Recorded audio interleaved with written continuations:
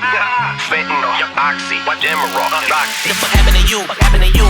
You losing a fight. I never thought I'd see the day that you let addiction ruin your life. Everyone calling that shit a disease and making you feel like you in the right. Life is too short to get caught up in some dumb shit. Wake up one day, 40 years old, on some bum shit. Time flew by, you was too fly to see the light. Every day it's getting darker, then comes the night. Now what? Realize that you ain't got shit. Not long ago, you was the man. Dirt, now I knew it would come back one day. So I'm on point, strapped, prepared for gunplay. Can't believe how my life changed. From the hood, the first time of my life, I can say I did the right thing. I was lucky, my escape was narrow window. Now think I take it for granted that I'm still here, synthetic heroin. You what? Tried to kill me, then you piece of shit. Still stand. Hey, what's going on? Welcome to Investing in Sobriety. My name is Benson, and I hope that you are making it a great day. I'm pumped to have you join me today as we finally, 2+ years, finally embark on this journey of discussing our personal adventures of life and recovery from substances and process-based addictions. Throughout our discussions, we'll be joined by individual guests who are actively in recovery. Over the course of 20 to 30 minutes, our goal is to dive into their journey through Q&A. Life leading up to substance abuse, experiences during active addiction, their path to recovery, and most importantly, how they now pursue and maintain their sobriety. Or, as we like to call it, investing in your sobriety. In my view, and based on my own experiences, there's no one-size-fits-all solution to self-investment or achieving and maintaining sober. That's why it's our mission to connect with some interesting people, listen to their stories, understand their blueprints for success, and learn from both their strengths and challenges. It's about creating a space where everyone's journey is respected and celebrated. In this introductory video, I'll be sharing my personal story of overcoming and actively navigating my substance and process-based addictions. It's about my real-ass adventure and the road to a healthier, happier lifestyle. So sit back, relax. This is my story. I've worked as a recruiter and consultant for roughly 8 years. And for the past 5, I've owned and operated my own consulting and recruitment firm with a particular focus on human capital. If you're asking what the hell does that even mean, I recruit talented professionals for companies, my clients, in the architectural, engineering, construction, and real estate development verticals. I love my work and I'm good at my work. And at this point in my life, I enjoy identifying talent, building trusting relationships, facilitating introductions with qualified people, supporting clients and candidates through the recruitment, hiring, and onboarding processes. I practice and mentor a no BS approach in work and in life. If you're completely transparent, then you can represent everyone's interests by obtaining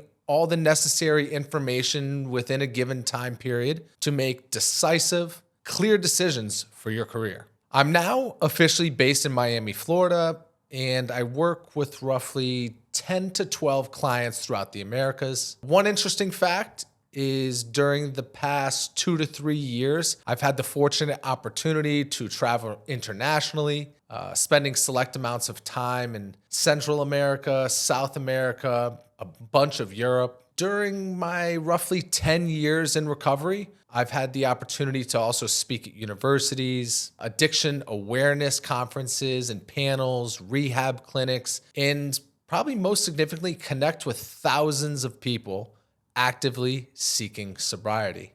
So, where am I from? I was born in Hartford, Connecticut. Shout out to the Whalers. I spent a large portion of my childhood growing up in South Florida with my mother, but my family roots were always in Connecticut. My early childhood was a little unconventional in that I lived with both parents until I was about 5 years old, until my mom and I relocated to South Florida. My father owned a sales distribution business that was focused in Connecticut and Western Massachusetts. And in a way, I grew up with a single parent, but my father was always in the picture as a child. From a young age, I was athletic. I started playing hockey at the age of 3. I was also a very curious kid. I was that kid always getting into something, trying to figure something out, riding my bike off ramps, playing all types of sports. I was riding a rowboat 2 miles down the St. Lucie River at 10 years old, so I was always getting into something. I did well academically, bounced around elementary schools because I got bored with class. And I had no issue telling the administration that. Administrators said that I couldn't focus, couldn't stay in my seat, that I loved talking, but my grades were always solid. I had no fear of authority and would consistently question teachers and adults why I needed to do certain things. So after a tense custody battle, my parents agreed to get me into boarding school for what we called more structure. Derek needed more structure. I still remember the day my parents and I were meeting at a diner for breakfast, and my pops showed up with a big-ass book. They were boarding schools. And we discussed 4 or 5 different schools, most of which were military schools. So I went to military boarding school from 6th to 8th grade in St. Petersburg, Florida, 9th to 11th grade in Virginia, and then a couple boarding prep schools in the Northeast after. The first time I can remember using substances was taking my mother's and grandmother's cigarettes. I was around 10 or 11 years old. I think I tried tasting a beer around that age too.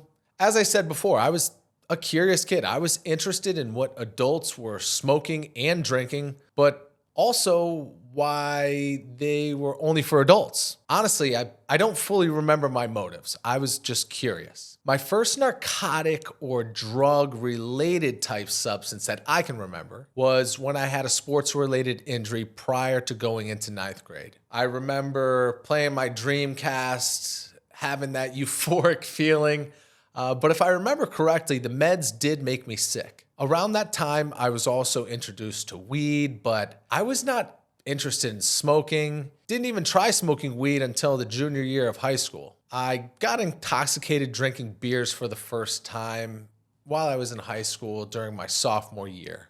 But party activities really didn't occupy much of my time because for 3 years of high school, I was in the middle of Fork Union, Virginia. We were 25 miles from the nearest McDonald's, so it's fair to say that there weren't too many parties going on.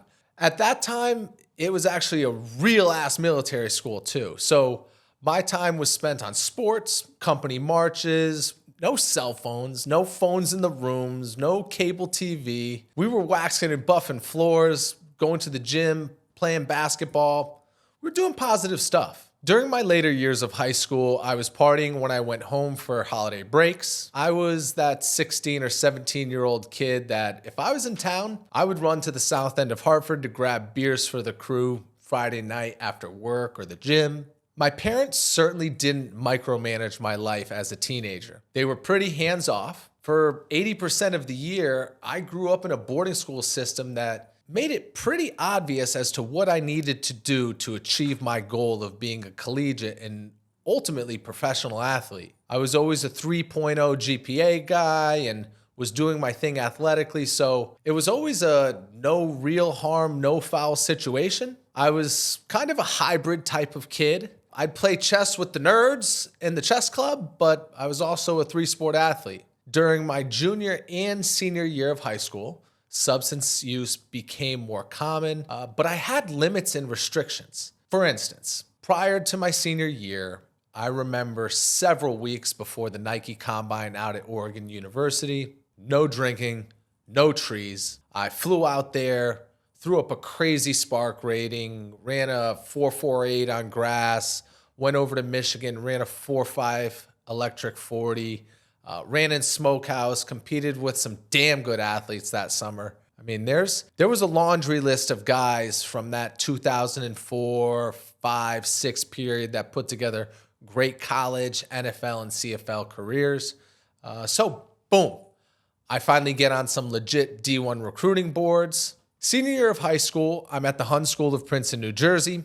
Lots of love for the Hun School during that period, and particularly Danny O'Day, who I believe he's at Dartmouth still, but I had a decent year. I had around 1,000 all-purpose yards, 5 or 6 touchdowns, which was good considering Myron Rolle was our running back and the number 1 junior in safety in the nation at that time. We had 6 or 7 guys on our team go Division I that year, and I ended up signing a letter of intent with Purdue University. During spring break of my senior year, prior to graduation, I had surgery again, was prescribed narcotic pain pills, but the game was different for me this time. At the suggestion of a teammate I was vacationing with, I tried more than the prescribed dose, and I liked the oxycodone Percocet pills this time. I even mixed them with some booze. Coincidentally, I end up in an altercation down in Key West while under the influence. Looking back, my later high school years, it was evident that even though I didn't use substances on a daily or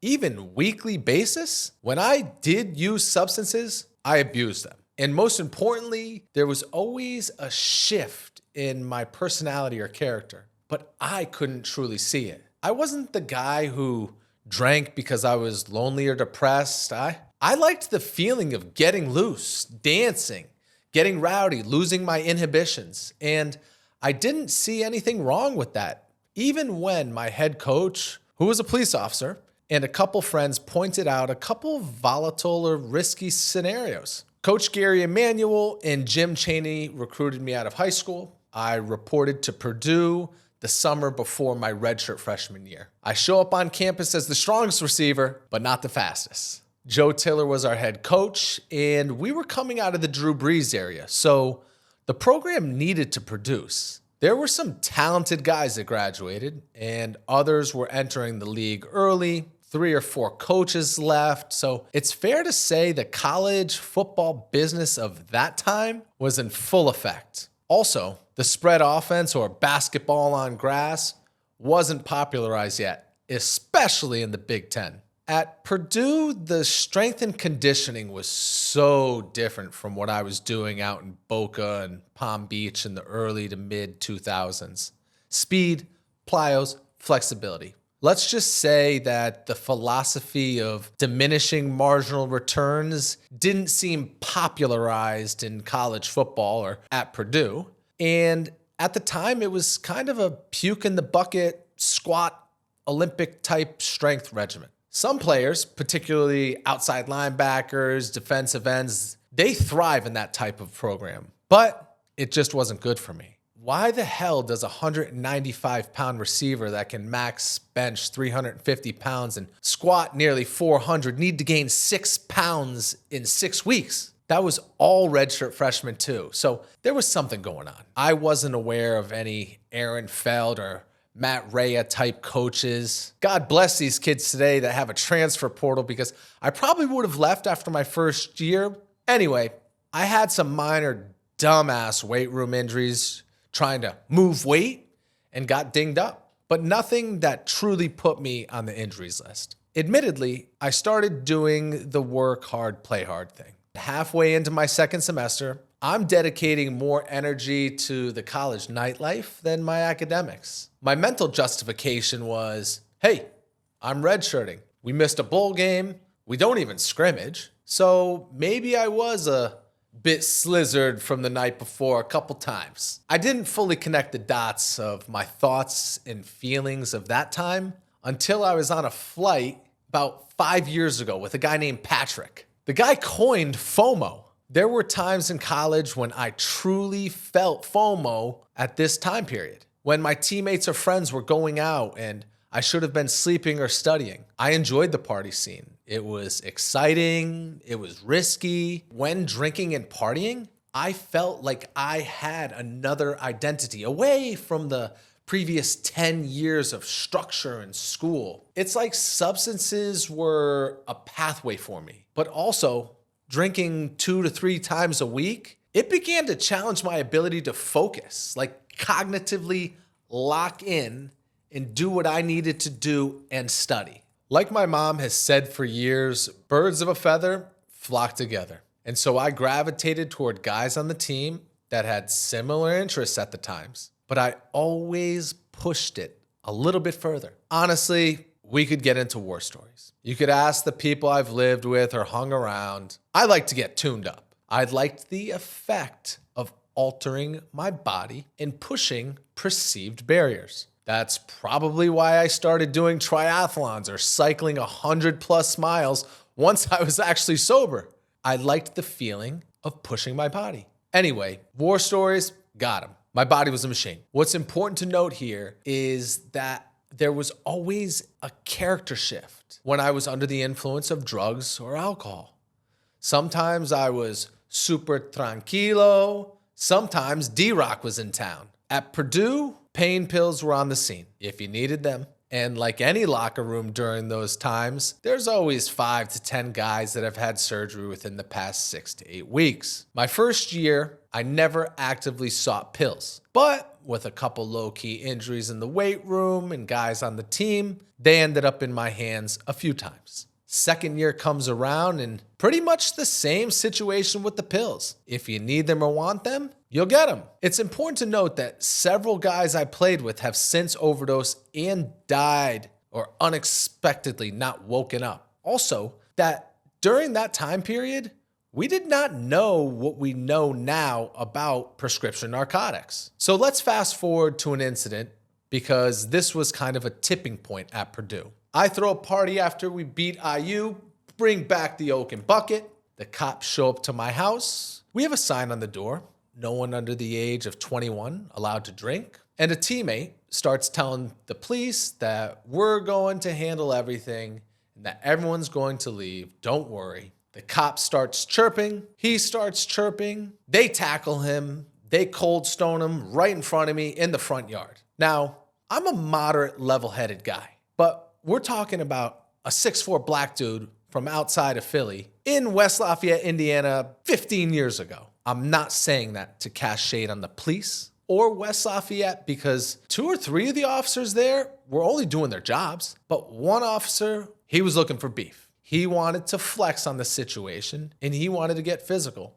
So Gene gets arrested for a serious altercation and I get arrested for a noise violation and alcohol or some nonsense. But my house, so I ultimately take the fall. My teammate goes to trial months later and wins. And essentially, I have an X on my back. Now, it might not sound like much, but some major incidents happened with other players in 2005 and 6, and on the basketball team too. So this was not the year to F up on a Purdue sports team, especially if you're not a starter. So I come back to the team. I have a couple catches in the spring game. Tiller professionally screws me. Now, I stuck around because we didn't have a transfer portal. And during this period, I was focused on my academics, but also found some resolve in drinking and smoking. I go home for the summer before my sophomore year. A high school buddy introduced me to a higher milligram of oxy. We go out. Some random drunk guy starts throwing food at the bar at my friends and I. I tell him to cut the BS. 5 minutes later, it starts again. He's getting out of hand, spitting and cursing. Some guy gets physical with me, and next thing I know, I'm brawling in a John Wayne-style bar fight. Common denominators, substances, bars, problems start happening. During this period, I'm experimenting with other substances as well, but it was not a weekly thing. Inside my heart, I felt kind of broken and shameful, like my work and goals were slowly crumbling, but at the same time, I couldn't see the macro picture. So back at Purdue, I really stopped going to the bars, maybe once every couple of weeks. I got my academic situation straightened out, figured out everything so I could transfer on scholarship and ultimately transfer to Hofstra University in Long Island, New York for a fresh start playing for Dave Cohen. On paper, Hofstra was a great move because I could study economics. Coach Patnode was a sharp guy. A buddy I played with at the Hun School transferred from Miami. A guy I played with at Purdue was a graduate assistant there. And the Jets had a facility on campus. It just, so many things made sense. I show up early for summer workouts, and my coach links me up with 2 leaders on the team. One of them gives me a ride to my apartment, and he's snorting a Perk 30 in his car after Pascal. I mean, I was on campus for 3 weeks, and some of the strongest pills they could manufacture were already in front of me and being snorted. Football team basically crumbled after we lose our starting quarterback 30 minutes before our season opener at UConn. And then our backup QB got wrecked a few games later. I wanted to win and play ball, but 6 games in, I realized that the program is plagued with limited leadership, pills, petty ass shit from a strength coach that got fired. Don't get me wrong.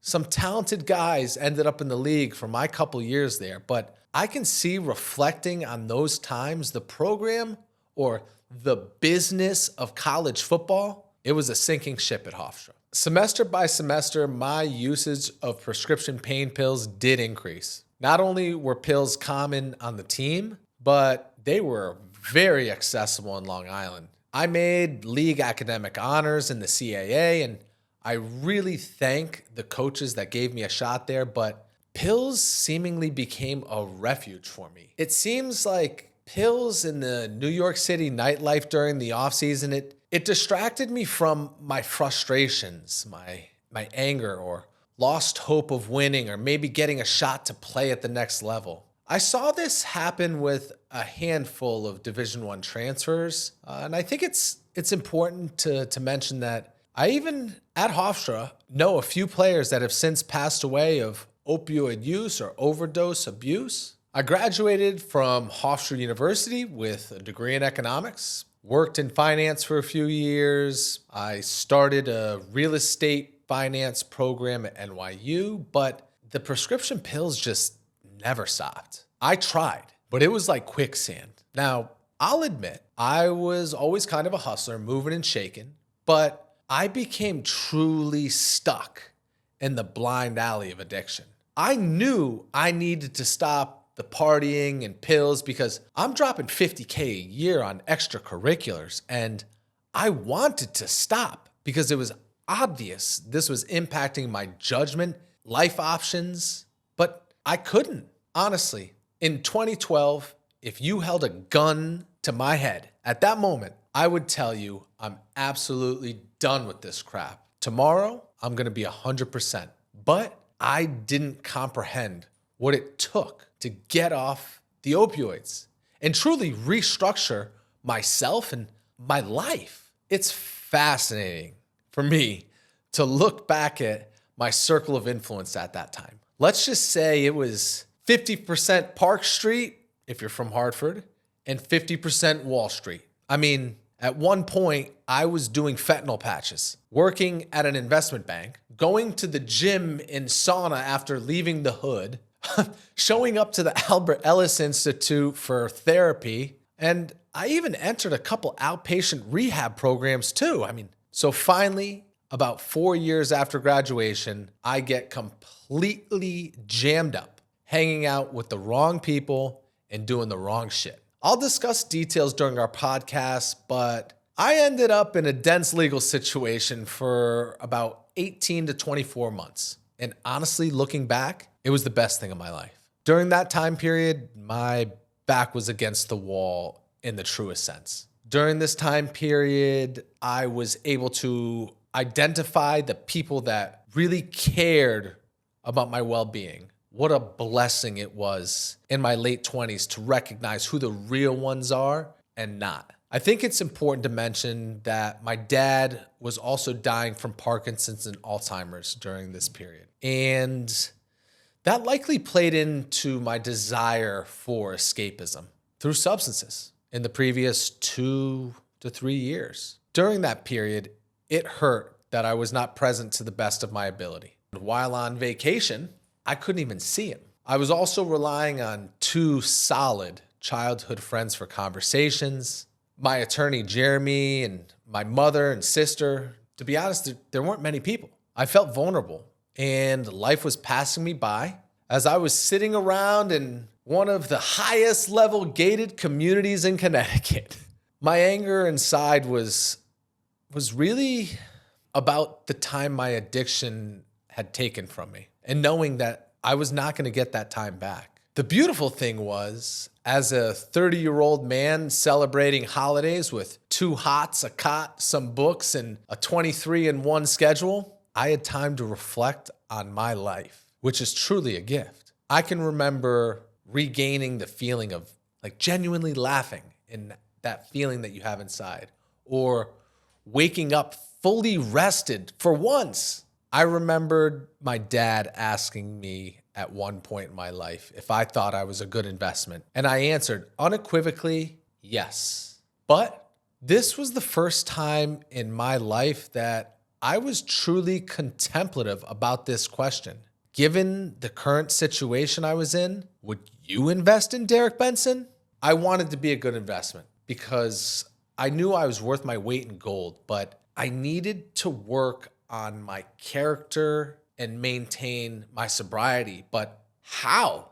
Well, I was clean at that time. I began working out and pushing myself. I adopted an old military slogan, which essentially became my equation for success. It's the mind, body, spirit web. Also, during this time, I reached out to my teenage girlfriend's mother, a truly awesome person. She connected me with a guy in sobriety and we began communicating. I also ended up doing rehab and therapy, seeing a doctor. I received Vivitrol. I hit some sobriety-based meetings, some 12-step meetings. I joined a workshop at a monastery at one point and started doing some recreational reading on stoicism and addiction. I really embraced sobriety. It was a reprieve from the chaos that I was putting myself through and the people around me, my family and friends, for years. I mean, some of the stories, nuts. Going back to finance at that time, no chance in hell. So I got a job in construction, which was something I did briefly during a couple summers when I was younger because I have family in the business and I was always interested in construction, design, and architecture, but let's just say that this wasn't necessarily my background. But I just busted my ass as a laborer in early sobriety. I didn't mind it. It was stable work. I was in a guy's environment. I was outside. And honestly, I was grateful that someone just gave me a chance. In my mind, I was getting paid to work out and follow orders. And the stress level was relatively low compared to buy-side banking or selling financial products. Some guy yells at me and throws me off? Come on, man.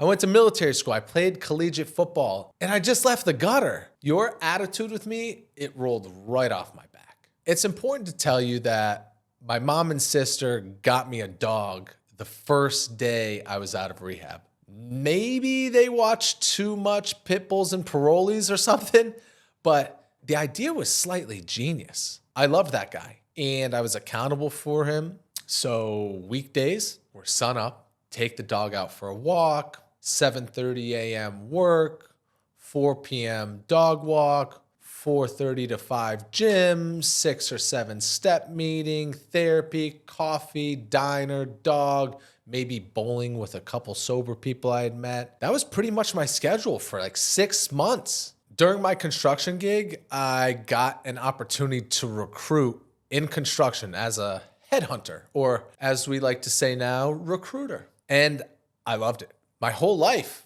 I've loved talking to people. If you know me, I'm a talker. Ask anyone that knows me. I love questions. I love talking. With recruiting, I could do this, and I had upside. My pay was proportional to the effort and energy that I was literally getting paid to help people find new jobs or new opportunities. I knew I just needed to be honest, and I needed to perfect my craft. It was all kind of serendipitous, considering After I graduated college, a top recruiting firm tried to recruit me multiple times before I even started working in finance. I can remember being frustrated with them and saying, no, I don't want a job with you. I want you to help me find a job. And to throw another layer of serendipity on top of that, one of the company's owners that I was working for as a recruiter was opening his office one night a week and holding a back to basics AA step work program. I always stayed late and I worked, and then I hit the meeting. I think I went through the meeting, which was 4 or 5 weeks. I think I went through the program like 3 or 4 times. Why the hell not? I worked there. That program and group combined with individual therapy really helped me develop a better internal locus of control and assess my role in situations where I had a resentment, but honestly, see how my actions played a role in every outcome in my life. And also look at the underlying feelings that were bottled up inside of me. For those that might not know, an internal locus of control is when you begin to believe that the outcomes of your actions are the result of your own decisions or influences. Like some narcissist, this includes bad situations too. In other words, no matter what has happened to you in your life, you have made some decision, big or small, or your actions played some part in an outcome. It could be something as simple as deciding to cross the road at that given time.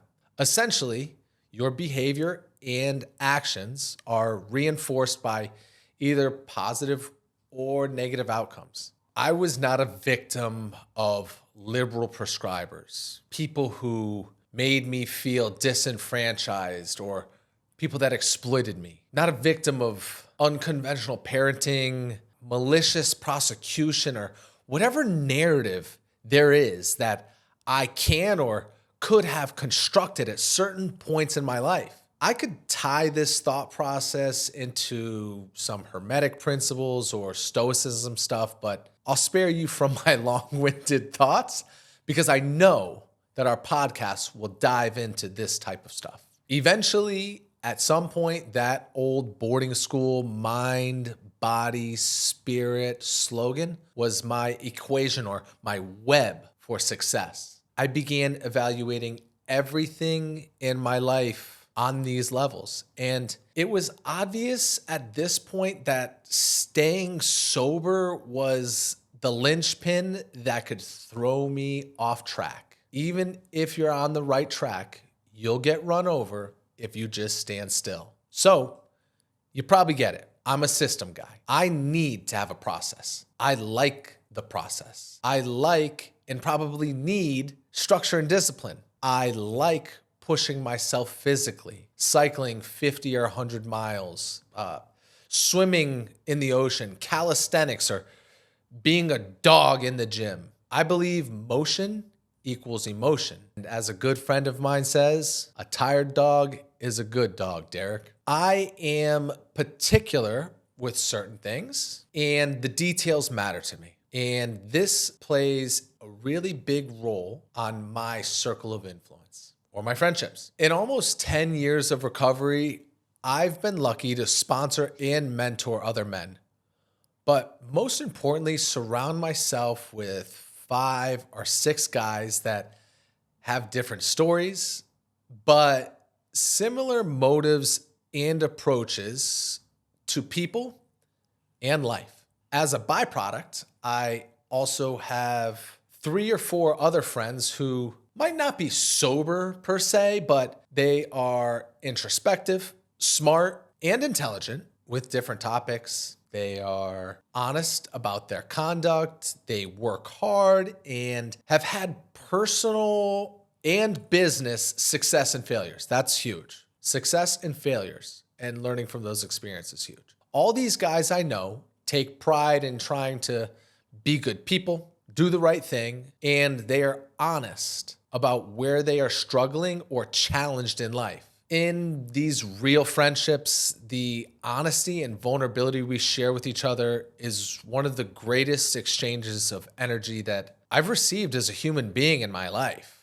These guys aren't just some echo chamber of shit you want to hear or political banter BS from Twitter or X or the news, whatever. I mean, they will tell you difficult things that most people won't, even the stuff that family members shy away from. The key, you must be willing to be honest and get vulnerable. Know who you're talking to. Be decisive and not reactionary when they talk or respond, so they feel like they can be honest and tell you the truth. These guys pick up the phone during difficult times, and they aren't seeking the easy conversations. They have been amazing sounding board when it comes to evaluating the mental, physical, spiritual, and interpersonal relationships that I invite into my life. This circle of influence has been a catalyst for starting my own recruitment and consulting firm 5 or 6 years ago, and even traveling the world.